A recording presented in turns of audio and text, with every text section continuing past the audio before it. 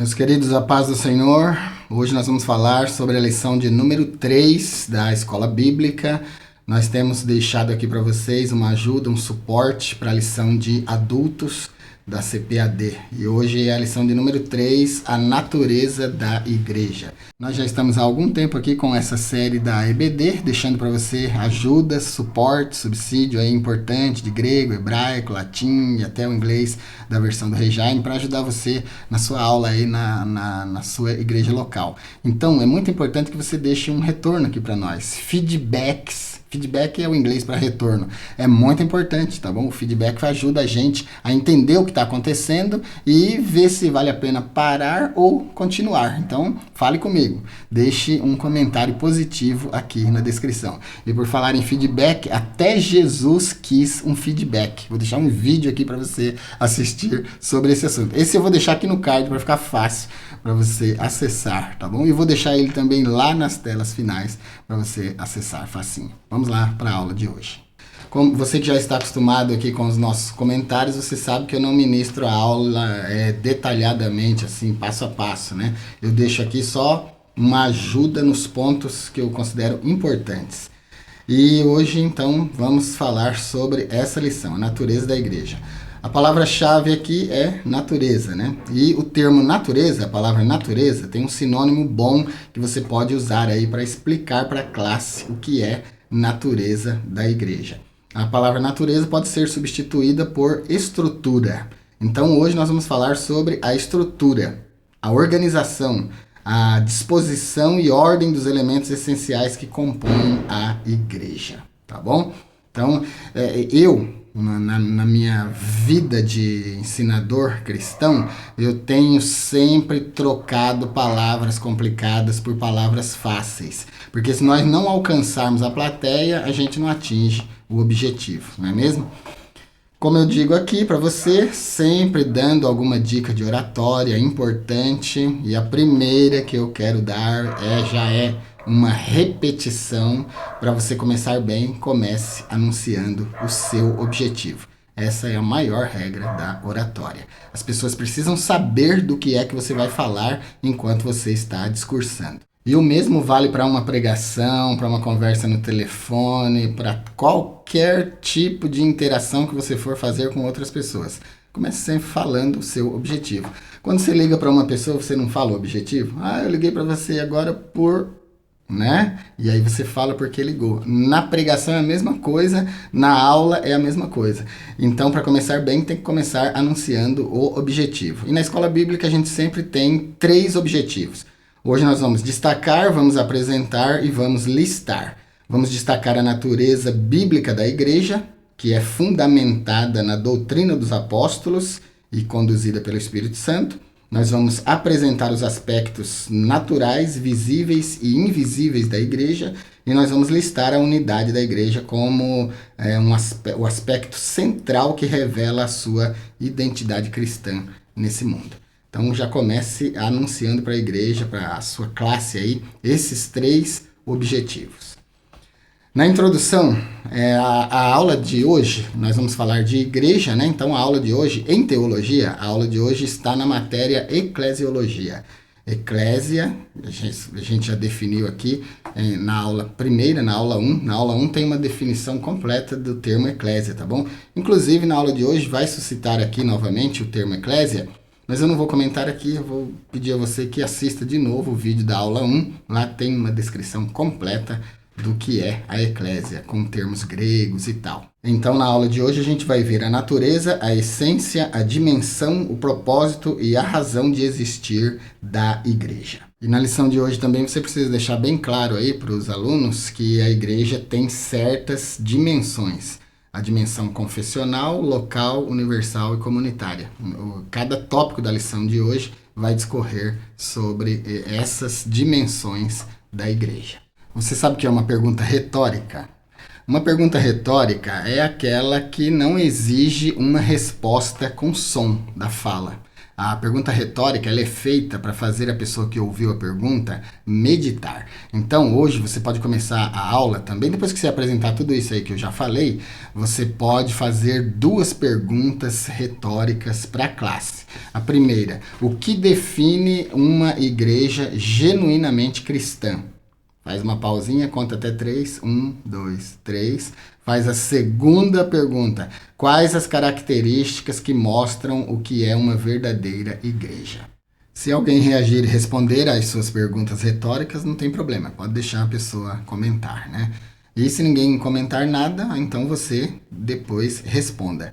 Uma igreja genuinamente cristã é confessional, ou seja, tudo que ela faz, todas as ações dessa igreja é baseada nas escrituras. Isso é uma igreja confessional. E uma igreja genuinamente cristã também, ela existe em 2 níveis, no nível geográfico e no nível universal. Ela é local, ela é universal, ela é visível e ela é invisível. A igreja local é essa aí, onde você congrega, é aquela onde eu congrego. E a universal é aquela que compõe todos os crentes de todos os povos, tribos, línguas e nações, e inclusive de todas as épocas. Até aqueles que já morreram em Cristo também fazem parte dessa igreja. Eles só não estão atuando mais porque eles já foram, né? Já estão aguardando aquele dia de celebração em que Cristo virá buscar a sua igreja. A igreja, na sua dimensão confessional, ela tem a Bíblia, o Logos, a Bíblia, a palavra registrada como regra de fé e de prática. E todas as pessoas que fogem a essa regra de fé e de prática, todas as pessoas que não praticam as escrituras, não fazem parte de uma igreja que a gente pode chamar de uma igreja confessional. A escritura, as escrituras, a Bíblia Sagrada é a nossa regra de fé e prática. Então a igreja existe nesse âmbito, no âmbito confessional. E existe também na dimensão local. Aqui é o aspecto geográfico, né? Como eu já falei, é a igreja local aí onde você congrega. E o universal é a igreja composta de todas as pessoas do mundo, né? De todas as tribos, línguas, povos e nações, e também de todas as épocas. E a igreja também tem o seu caráter comunitário. Ela agrega pessoas de todas as culturas, de todas as cores, de todos os níveis sociais. Ela tem essa capacidade de agregar todas essas pessoas. E isso porque todas essas pessoas estão confessando, elas estão vivendo pelas escrituras. Então a gente tem um ponto em comum. Então todos os níveis intelectuais, todas as formações vão se basear no mesmo texto, no mesmo logos, na palavra. Por isso que é possível viver em comunidade dentro da igreja. E além de todos esses aspectos, tem um aspecto que é muito importante, que na minha concepção parece ser o aspecto mais importante, que é o aspecto missional da igreja. A igreja tem uma natureza evangelizadora. A igreja que não faz missão, a igreja que não evangeliza, missiologicamente não pode ser considerada igreja de Cristo. Tá bom? A minha especialização é missiologia. E na missiologia a gente aprende isso, que uma igreja precisa ter esse caráter evangelizador. Se você acessar nossa série Missiologia, você vai aprender muito sobre missões. E você vai entender muitas coisas que a gente fala aqui sobre missões. Então eu te convido a conhecer a nossa série Missiologia. Tem vários vídeos lá. Você pode montar uma secretaria de missões aí na sua igreja do zero com as dicas que a gente deixa nessa série. Então, Marcos 16 e 15 fala do aspecto missional da igreja. E também Mateus 28, 19 e 20 vai falar. Aqui a gente tem 2 ids. Marcos 16, 15, né, é o id e pregai. E Mateus 28, 19 e 20 é o id e ensinai. São 2 ids com funções específicas. Eu quero deixar uma nota aqui de grego para você, aqui no tópico 1. O tópico 1 é a natureza da igreja na sua dimensão confessional. A dimensão confessional, como a gente já comentou, é aquela que é baseada nas escrituras. A igreja tem sua vida pautada pelas escrituras. A Bíblia registrada, o livro, que é o livro que a gente tem na mão, a Bíblia Sagrada, ela é o Logos, a palavra registrada, o texto escrito, né? E João capítulo 1 e versículo 1 diz, no princípio era a palavra, no grego, inarchi en o logos,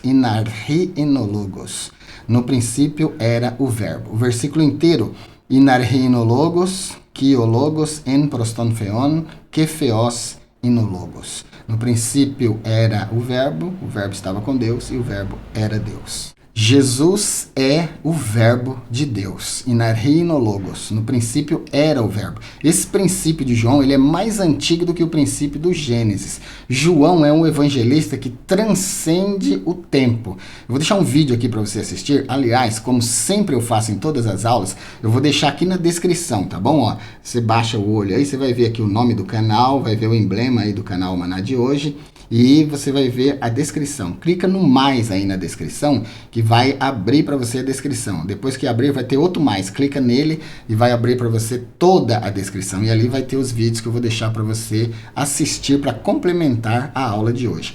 Vou deixar lá um princípio mais antigo do que o Gênesis. Vou deixar lá outros vídeos falando, explicando o conceito de logos.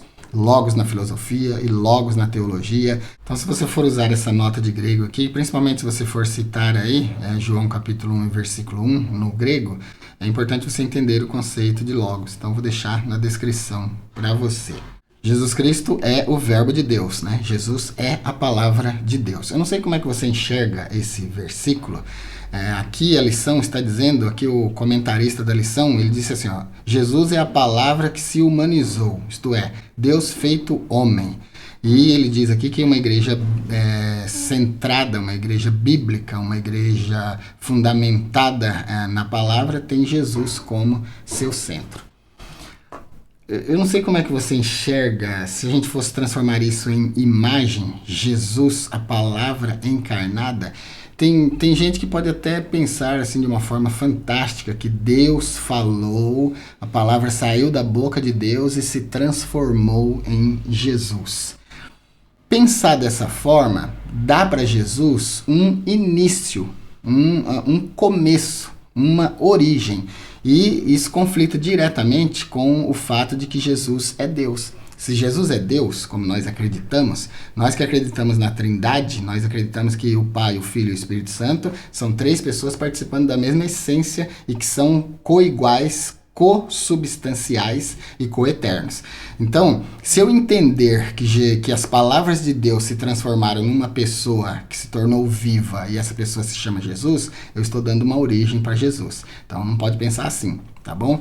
O certo de se pensar, a forma de interpretar Jesus como a palavra de Deus é enxergar Jesus como o arauto de Deus, aquele que porta as palavras de Deus, tá bom? Ele não é literalmente a palavra.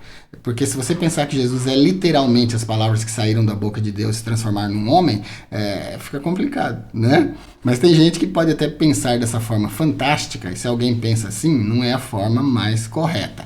Então Jesus é o verbo de Deus, é a palavra de Deus, no sentido de que ele trouxe ao mundo a palavra de Deus dentro de si. Tá bom? Ó, eu agora estou falando para você das palavras de Deus. Então eu estou representando a voz de Deus. Como João Batista falou assim, eu sou a voz daquele que clama no deserto. Mas ele não era, né? Ele só estava com a palavra daquele que clamava. Então, assim, é nesse sentido que é interessante a gente entender Jesus como o verbo de Deus, como a palavra de Deus. Inarhi inologos, no princípio era o verbo. Aqui nesse primeiro tópico, no tópico 1, a natureza da igreja na sua dimensão confessional, vou deixar só esse comentário, tá bom? Os outros dois itens, habitada pelo Espírito e quem faz parte da igreja anda no Espírito, não carece nenhum comentário, então não vou fazer pra gente ganhar tempo, tá bom? Aí no tópico 2, a natureza da igreja nas suas dimensões local e universal. A igreja, ela é local e ela é invisível. Eu já dei um flash sobre isso, mas a igreja local é essa onde você congrega, é essa onde eu congrego. É a denominação, aí, a reunião da igreja aí no lugar onde você mora, onde você congrega. E essa reunião invoca o termo grego eclésia, né? Para você ter uma explicação sobre o termo grego eclésia e para eu ganhar tempo, vou deixar aqui na descrição, vou deixar aqui no card também para você a aula 1. Na aula 1 eu explico direitinho aí a terminologia eclésia do grego, inclusive fazendo uma relação com o hebraico kahal, que se refere a Israel no Antigo Testamento, então acho que vale a pena rever essa lição de número 1. Uma coisa importante para a gente destacar aqui no aspecto local da igreja, no aspecto visível da igreja, esse aspecto vou falar novamente, o aspecto que tem relação com a reunião da igreja num lugar. A sua igreja local aí, ela invoca esse aspecto. E esse aspecto é importante porque a igreja local, ela pode ser vista e ela pode ser sentida. Quando ela é vista, ela dá testemunho. Quando ela dá um testemunho externo. Quando ela é sentida, ela dá um testemunho interno. Na Bíblia a gente vê em mais de um lugar a expressão vem e vê, né? A expressão vem e vê, ela é interessante porque ela é um convite a sentir. E tem coisas que a gente não consegue explicar com palavras, mas a gente consegue explicar com sentimentos. Com sentimentos você vai entender. Aquele homem que ficava na porta formosa do templo, ele sabia o que acontecia fora, mas ele não sabia o que acontecia dentro. Depois que ele foi curado, ele entrou. Quando Natanael disse para Filipe assim, pode vir alguma coisa boa de Nazaré? Aí ele disse, vem e vê, né? No grego é erho keive, vem e vê. No grego ele pergunta assim, ek Nazarete dinetiti agafonine? Porventura pode vir alguma coisa boa de Nazaré? E Filipe diz, erhu keive, vem e vê. Vem sentir, vem provar. Vou deixar um vídeo aqui para você falando detalhadamente sobre esse assunto, esse episódio aí de Filipe com Natanael. Então a igreja local, ela pode ser vista e ela pode ser sentida, isso é muito bom. Tem pessoas que às vezes você prega para ela durante muito tempo e não acontece nada, mas se você conseguir levar ela na igreja local, para ela entrar no templo, ela vai sentir a Shekinah, a presença. A Shekinah é a presença em relação ao templo. A panê é a presença do rosto. O termo hebraico panê significa face, rosto. Então, na Bíblia a gente tem duas presenças. Vou deixar um vídeo aqui também explicando isso. Então, o tópico 2 fala sobre o aspecto local e universal da igreja. O item 2, as particularidades da igreja, não precisa fazer nenhum comentário. Agora, o item 3 do tópico 2, a dimensão universal e invisível da igreja, vale a pena sim um comentário aqui. A igreja, nesse aspecto, ela não tem relação com denominação. A igreja, nesse aspecto, ela não tem relação com a igreja local. Ela transcende essas coisas. Inclusive, é muito importante, principalmente você, professor da escola bíblica, é muito importante você ter na sua mente muito claramente definido, e é importante você acreditar nisso. Templo não é igreja. Igreja é um organismo vivo. A igreja é o corpo de Cristo. A igreja sou eu e você. Eu, você e mais irmãos juntos, nós formamos a igreja, o corpo de Cristo. Tá bom? Então é muito importante ter essa consciência. Sem essa consciência, não dá para comentar o que eu estou comentando aqui agora. A congregação é a reunião da igreja em um local. Então, o templo não é a igreja. Quando a gente transcende no entendimento da igreja, fica muito claro para nós que Deus está preocupado comigo, com você, com a sua igreja viva, com o corpo de Cristo na terra. Deus não está muito preocupado com templo, com construção de templo, com denominações crescendo, abrindo campo. Isso aí é coisa nossa, irmão. Esse negócio de nome, denominação, isso aí é coisa nossa. Deus está preocupado com a igreja. Então é muito importante diferenciar igreja de denominação, igreja de templo e igreja de instituição. A igreja divina, ela é universal, ela é transcendental. A igreja é o corpo de Cristo na terra. E eu e você somos membros desse corpo místico, invisível de Cristo, tá bom? Então não confunda. Não pense que por você ser membro de uma igreja local, você é um salvo. Não tem nada a ver, não. Não pense que por você ser membro do ministério, participar de algum grupo na igreja, ter alguma atividade na igreja local, você é um salvo. Não é isso, não. Essa não é a verdade. Para você ser um salvo, você precisa ser igreja verdadeira. E a igreja genuinamente cristã, como a gente viu no início da aula, é aquela que pratica e vive a palavra. É aquela que existe muito mais do que existir no âmbito local, existe no âmbito universal, invisível, que é a verdadeira igreja. Aqui a gente tem a referência aos Hebreus 12 e 23, onde vai falar da igreja universal, a reunião de todos os salvos de todos os lugares do mundo. Vale a pena você ler. E no tópico 3 da lição, a igreja na sua dimensão comunitária, o item 1 do tópico 3 é a igreja é una. Eu não vou deixar nenhum comentário aqui, porque aqui é bem simplesinho, tá bom? E a unidade na igreja também não vou comentar não, porque não precisa nenhuma nota extravagante aqui. E o quarto item aqui do tópico 3, diversidade na unidade. Isso aqui fala dos discípulos, da união dos discípulos. E invoca também a ideia da Trindade, do Pai, do Filho e do Espírito Santo, que são 3 pessoas diferentes, unidas na essência de uma divindade. Eu não vou fazer comentário aqui sobre isso, mas eu vou deixar aqui na descrição para você. Se eu fosse você, eu assistiria vários vídeos sobre a Trindade. Tem um vídeo que eu vou deixar aqui para você, quem é maior na Trindade. Esse vídeo é muito interessante, é uma meditação para pessoas de maior na fé, tá bom? Eu acho que vale muito a pena você assistir. Se você assistir os vídeos que eu vou deixar aqui sobre a Trindade, você será capaz de comentar essa diversidade na unidade aqui de forma muito capaz, tá bom? Então não vou comentar aqui porque vai tomar muito tempo, mas você assiste os vídeos, você ainda tem tempo para assistir antes de ir aí para sua aula. Então assista tudo, organize tudo, todas as informações na sua cabeça e vá para a aula com bastante capacidade. Quero deixar uma dica de oratória aqui para você. A preparação é a chave do poder de um orador.